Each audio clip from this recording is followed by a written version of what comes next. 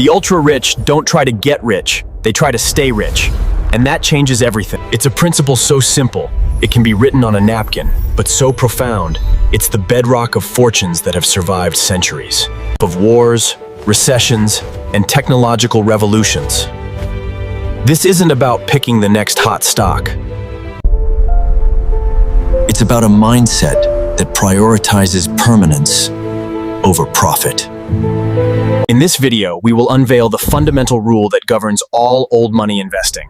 It is the single filter through which every decision is made. We will explore the 3 core disciplines that stem from this rule. How these families allocate their capital.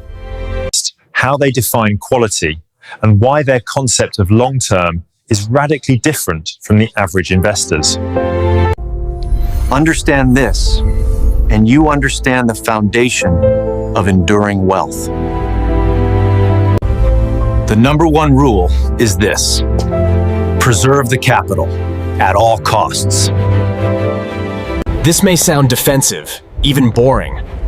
Modern financial media glorifies risk takers and astronomical returns.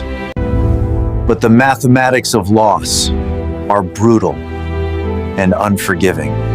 Remember this: if you lose 50% of your capital, you don't need a 50% return to break even. You need 100%. A catastrophic loss requires a heroic gain just to recover. Old money families understand that the single greatest threat to a dynasty is a single, devastating loss. Therefore, the primary goal isn't how much can I make? It's how can I structure this portfolio so that it's impossible to be wiped out. This is the first and most critical discipline: asymmetric risk allocation. They seek out investments where the potential downside is capped and understood, while the potential upside, however modest, is probable. They would rather accept a guaranteed 4% return than risk a 50% loss for a chance at 20.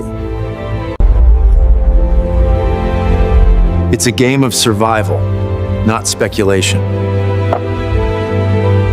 This leads to the second discipline: an obsession with quality over hype. Quality, in this context, has a very specific meaning. It refers to assets that are durable, have intrinsic value, and generate predictable cash flow. They are, by their nature, often boring. Think of prime real estate in global cities like London or New York, not for its speculative value, but for the predictable rental income from high-quality tenants. Think of owning a significant stake in a private, family-run business that has dominated its niche for 50 years.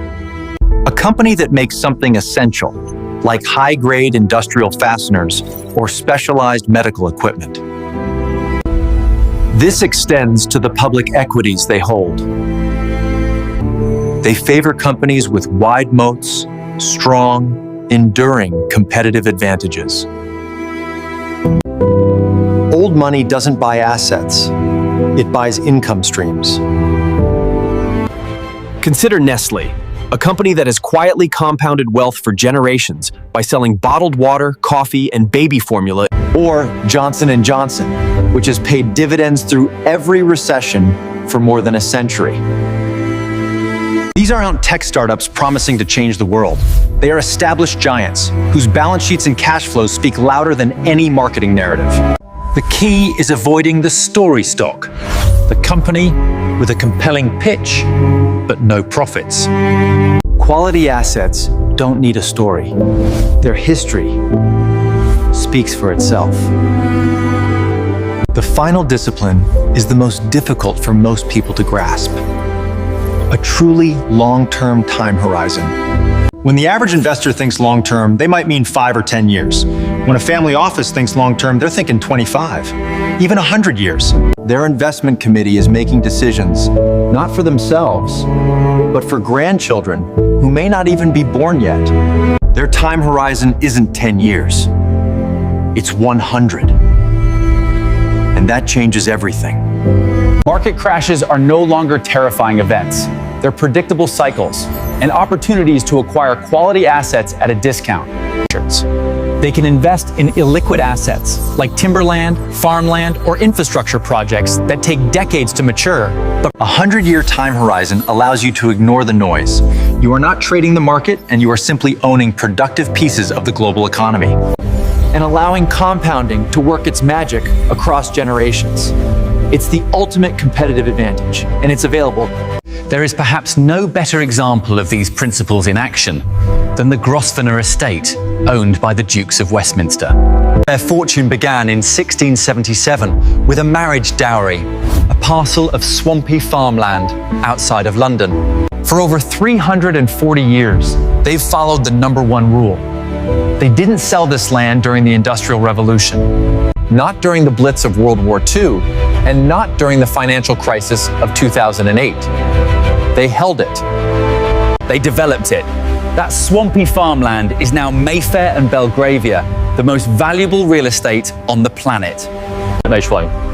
The proposed changes to the estate tax have significant implications, particularly concerning assets held under the royal seal. But the core principle remains. They prioritize preservation above all else. Their time horizon is measured not in years, but in centuries. They understand something most investors forget. Wealth is not about making quick gains, but avoiding permanent loss. And so, while markets crash, empires fall, and currencies collapse, the Grosvenor estate quietly compounds. That is the secret, not genius, but endurance. Not speculation, but stewardship. And yet, this mindset is accessible to everyone here, even those without land, titles, or legacy. It starts with thinking in decades, not days. With owning, not renting. With building, not flipping. Because the game of wealth is not a sprint, it's a relay. And the baton is not money, it's mindset. If you can adopt that mindset, patience, preservation, perspective groused, then you are already wealthier than most. Because true wealth isn't measured in dollars, but in time, freedom, and peace of mind. That is the investor's century. Not just a story about money, but about the mindset to last 100 years. This video is for educational and illustrative purposes only. It does not constitute financial, legal, or tax advice. Thanks for watching. Stay curious, stay perennial. Are you starting to see the pattern here? If this is making sense, hit that like button and it tells the algorithm we're decoding the code.